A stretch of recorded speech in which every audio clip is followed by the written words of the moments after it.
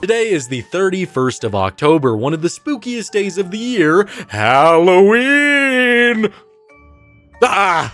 Did I scare you? Are you quivering in your boots? Well, if you're not, you're about to be, because we're going to be diving deep and seeing if a movie holds up today. One of the most disturbing children's movies out there, Monster House. I always loved Monster House growing up, and I haven't really watched it in a little while, so re-exploring it, taking a look at what worked, what didn't work, was it actually a good movie, should be a lot of fun. And if you like videos just like this, please make sure to like and subscribe, because I upload almost every single day, and you do not want to miss it. And if you want to place where you could hang out, talk about your favorite games, movies, shows, all that good stuff, my Discord will be in the description. Now let's take a look and celebrate Halloween by watching Monster House.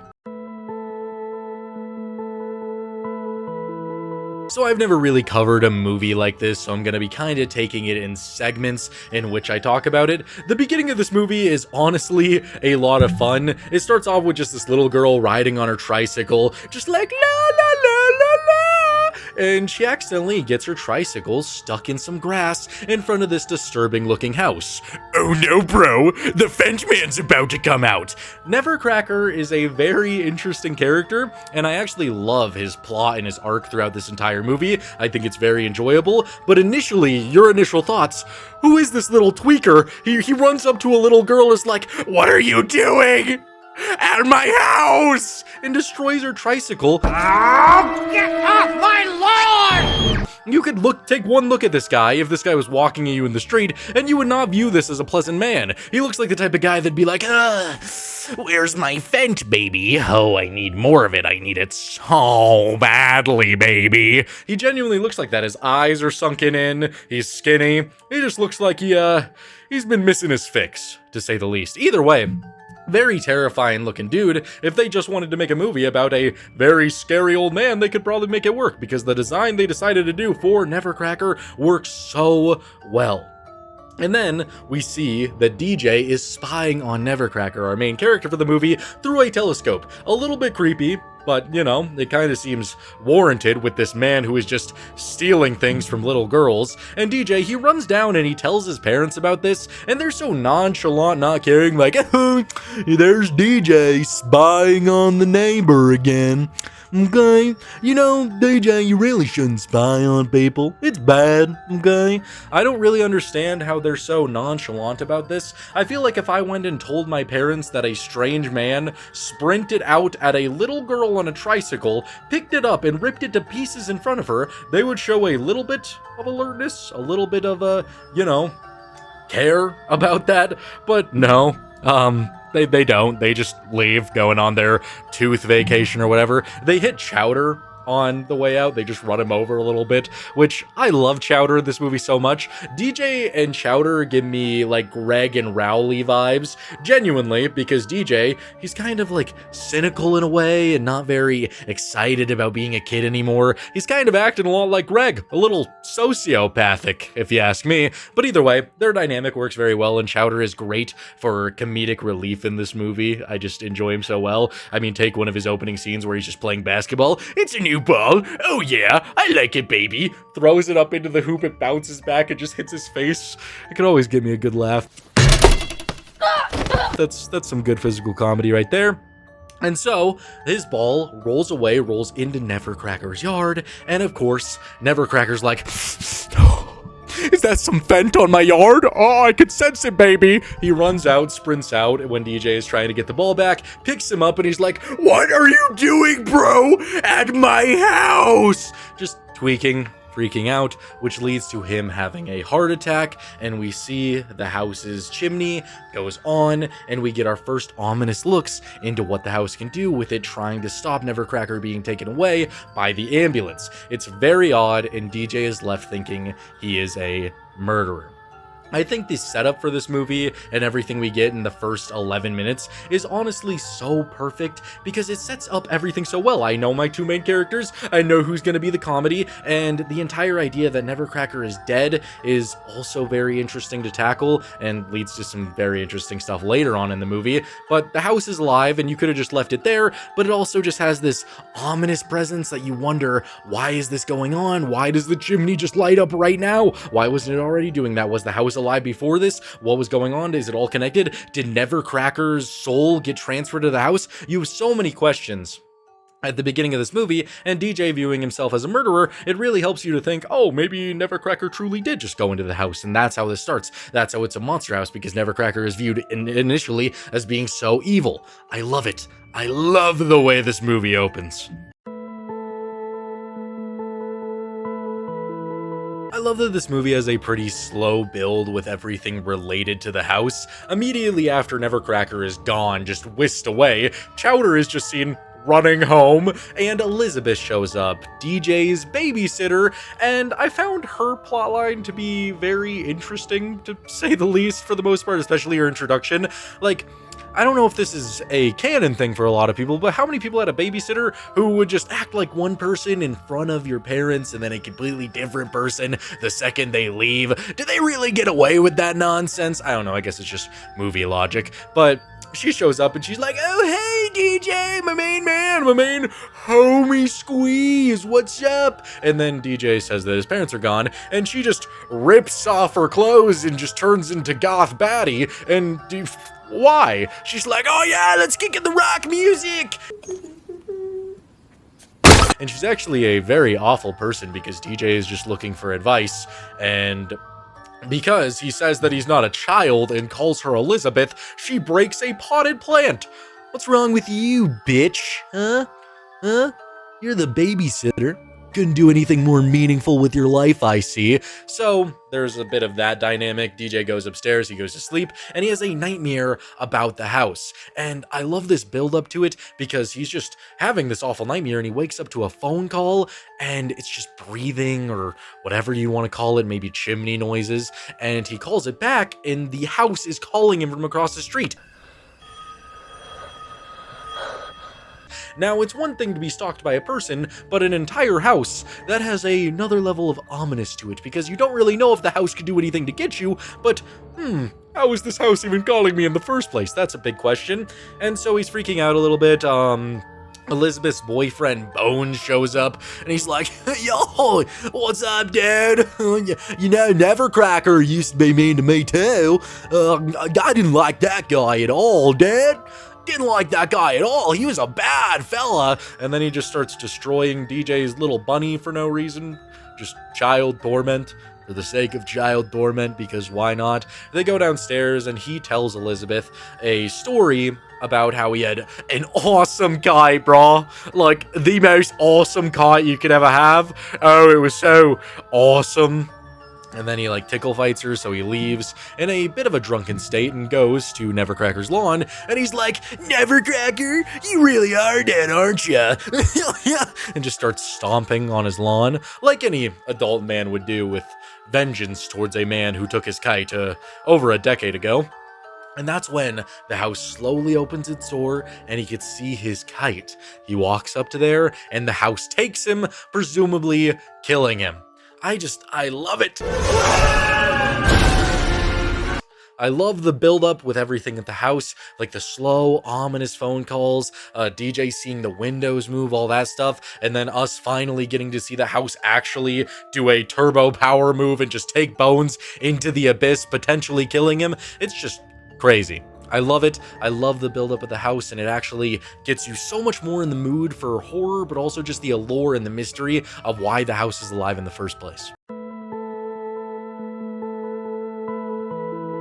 So then we casually continue on with DJ and his investigations. He goes to meet with Chowder at this construction site where they drained a lake, and I thoroughly enjoy these scenes because DJ and Chowder talking about what happened today, with DJ being like, I think Nevercracker is haunting me, man. I'm sure of it. I can't explain it. And Chowder just being like, you know, you killed a guy today, man, but life goes on. Life goes on.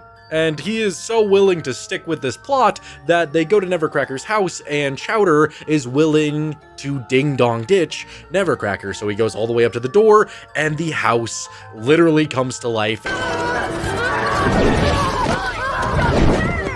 I love just the way it bends and morphs into place to form a face. I just think it's so cool. I love the way it's animated. It's actually kind of terrifying, and they run away from this house, and I like that the carpet is a little tongue chasing them. It's just so cool. I love it. And so they go inside and they're just doing their casual little tweaking, casual little spying to say the least. And that is when we get introduced to our ginger, our lovely ginger, Jenny. She is selling some Halloween candy, trying to get everybody ready for the day. Little does she know, things are about to turn quite ominous for her, because Elizabeth goes up to the room. They have a conversation with DJ and Chowder, who have been staying up all night, pissing in bottles, as young men just love to do. And they watch as Jenny starts going towards the door of Nevercracker's house. They run out there, and I love Jenny's initial reaction to two boys sprinting at her. Are you guys mentally challenged? Because if you are, you should stay away from me. Are you guys mentally challenged? What? It's just so weird. And then the house literally starts trying to eat her, I need to stop saying literally so much, sending the sidewalk all the way up and just slowly moving her closer to the house. They barely manage to save Jenny, genuinely barely manage to save her. That was very close because Elizabeth came out, and I guess the house is smart enough to know that adults shouldn't see it, because if an adult sees it, then all of a sudden it may cause a little bit of problems. Elizabeth is about to walk over there and try to get to the house, but DJ stops her by just being like, Elizabeth, listen, all this freaky nonsense that's going on, it's because of puberty. I'm just having so much puberty. I wish I could use that as a answer to a lot of my problems in my day-to-day. Oh yeah, I'm 21, I'm going through puberty. Yeah, that's why that's why I can't go to work today. Puberty, that's why. I'm just struggling with puberty. So they go back to the house, and Jenny is now more interested in hanging out with them because she almost died. Pretty reasonable, if you ask me. And so she goes into the room, sees all the piss bottles, and I think Chowder is just, again, so funny in this movie, because Chowder was on the phone, he was already in the house, and the second that Jenny walks in, he pretends he's talking to his dad still, and he's like, oh, well, you can kiss my butt, Dad. Oh, hey, DJ, do you have any beer? Hey, DJ, got any beer? What? Bro, you do not need to go that far to get her attention. You just gotta turn around, just give her the old head flip and be like, sup, shawty? 6'7"? That's what kids nowadays would say. And then that's when I pull out a shotgun and end their lives for doing something so unbelievably hysterical. It's so funny. But yeah, it just kind of sets up the fact that we now have a girl in the group. The house is fully alive, willing to kill people, so that's great. And just to top it all off, they're just watching the house through the window, and this poor little Fido, this poor little dog, he runs over, he's just sniffing the grass, and the house eats him. Oh! I know the house is angry at children, but what did that little animal do? That was unnecessary. Then we have the kids continuing to look at the house, and the house even taunts them with Chowder's seductive basketball with a little ugly face drawn onto it. I don't know how the house did that or why it would do that, but either way, they're very worried now, because they think that it's going to be a bloodbath because it's Halloween night. Everybody goes up to this house to trick-or-treat, and well, death is bound to happen.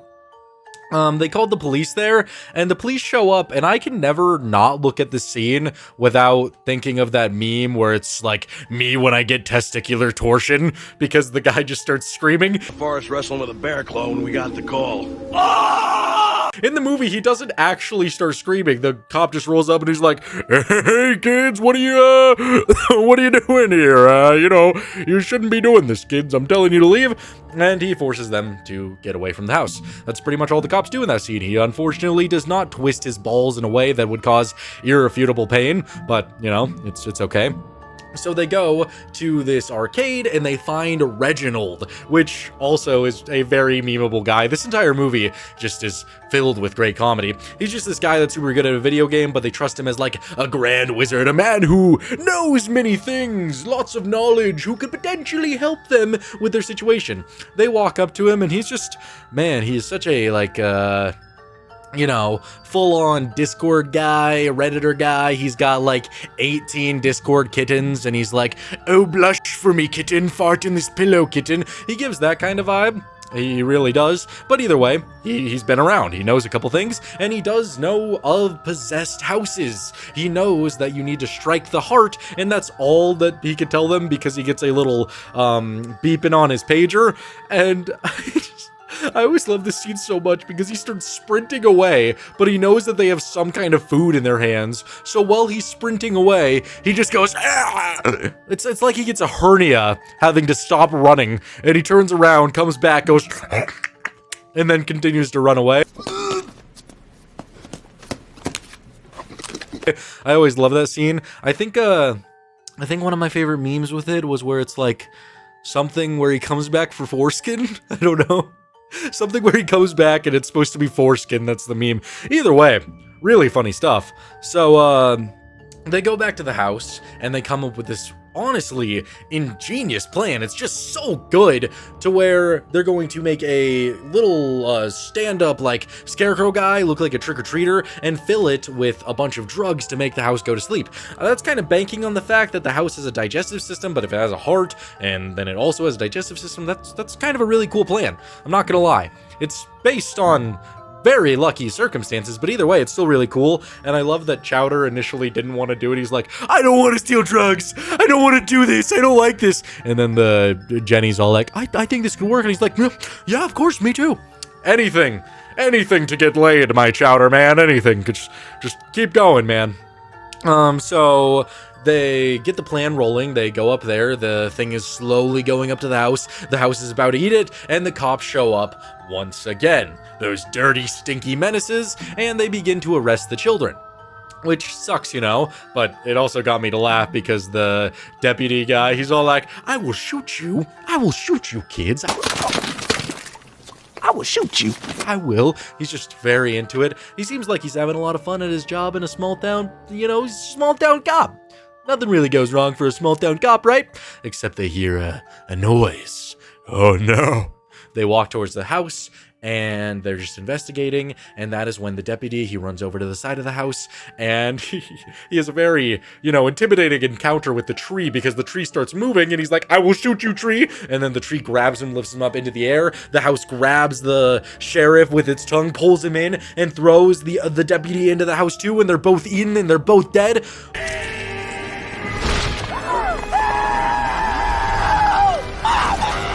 Woo! Man, the deaths actually look pretty crazy in the show. Obviously, it's not gruesome, and you don't really get to see it, but just the thought of you being thrown into a house that's able to do anything with its, you know, moving features, I guess would be the right word. I didn't make that sound very scary, but either way, it's still pretty terrifying, and I love it.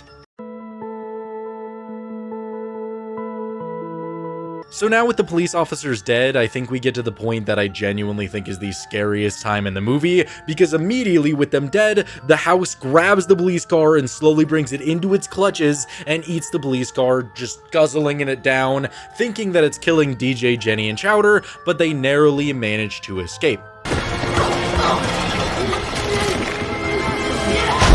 And now they're inside of the house, and everything that happens in here is quite creepy, honestly. Initially, it's just fine. They see a couple pictures of Nevercracker and his wife, and DJ immediately remarks that, oh my god, he must have fattened up Gorlock so that he could eat her, which I thought that was a little harsh, man. Come on, I mean, I know he's mean, but maybe Bro can pull.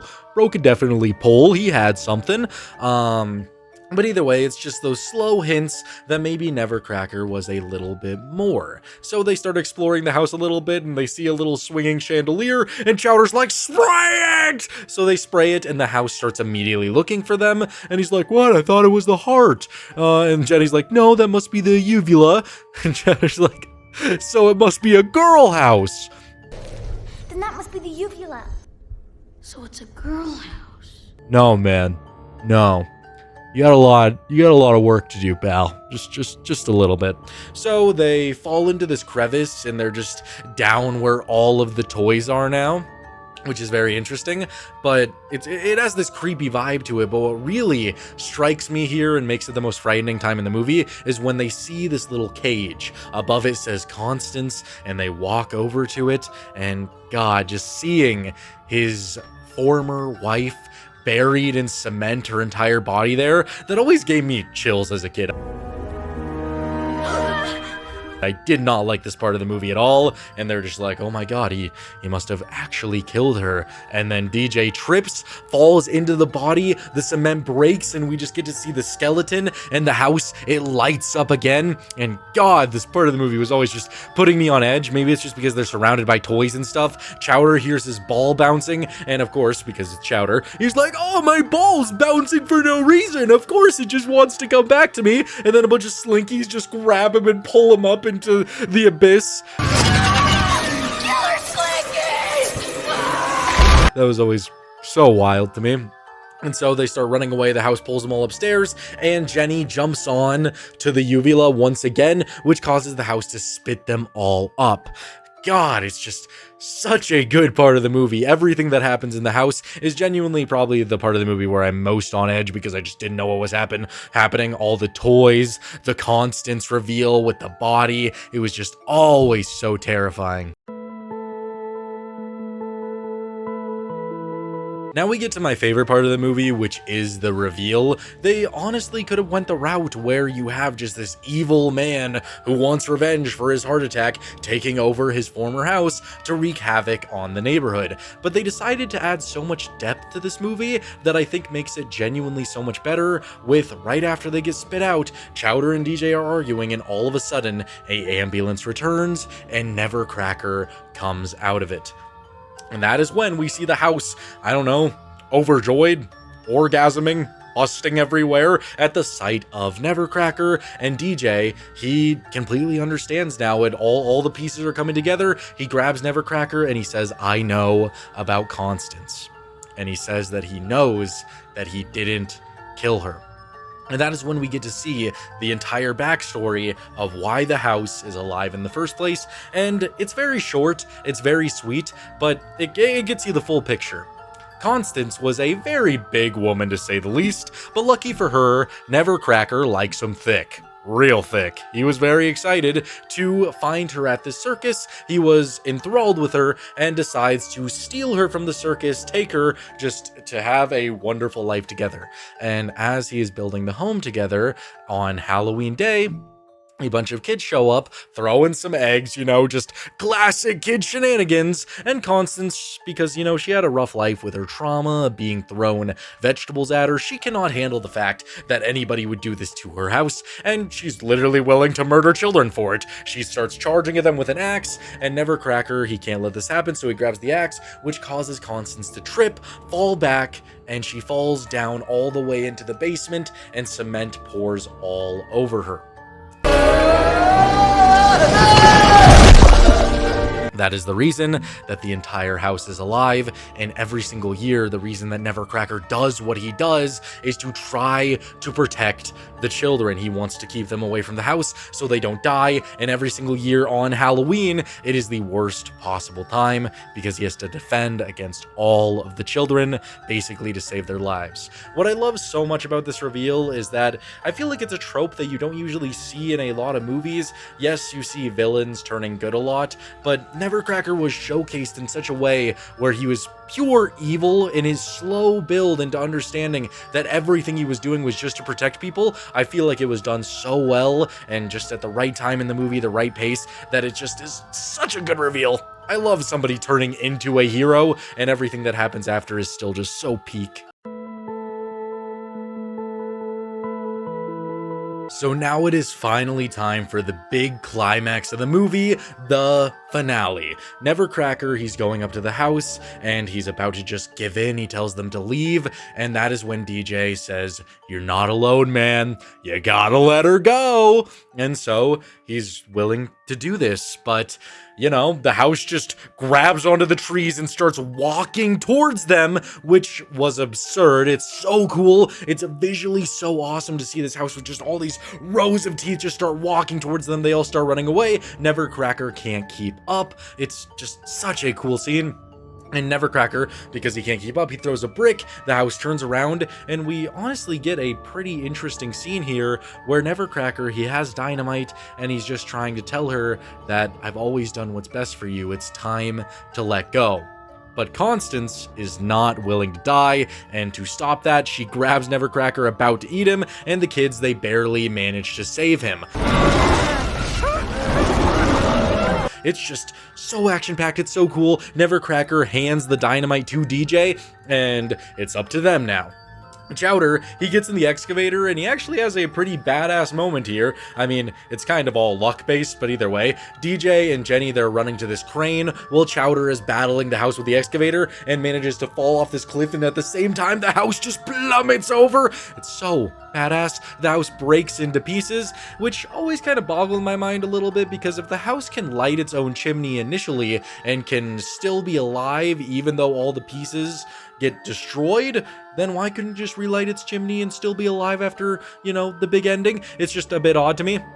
But either way, it's chasing Chowder now, and so DJ and Jenny, they climb up the crane. They're climbing up as fast as they can. They get all the way up there, and DJ's, you know, being a little bit of a baby. He doesn't want to do it. He's scared. And so Jenny's like, yes, you can, DJ. And, you know, getting a big old smooch is going to give you inevitable balls. Yes, you can. So he starts climbing on that crane, and so does Jenny. They're just going at it to get above the house.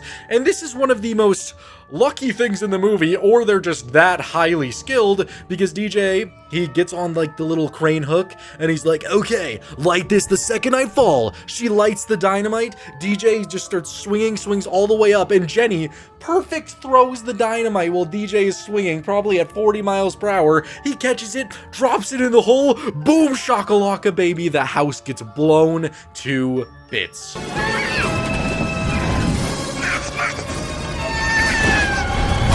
So cool.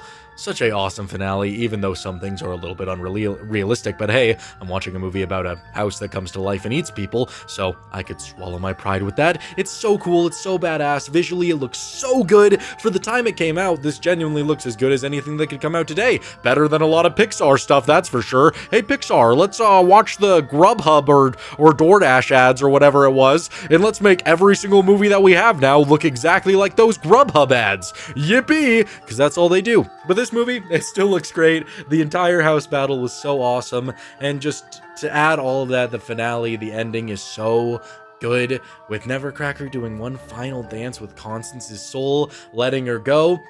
He looks really sad. He's just boo-hooing on the ground, seeming a little down in the dumps, but then he's like, 45 years, baby, I'm free! And then we just transition to everybody just handing out all of the toys that all the kids lost. What a great moment. I love it. And DJ and Chowder go trick-or-treating, realizing that they need to enjoy being a kid for a little bit longer.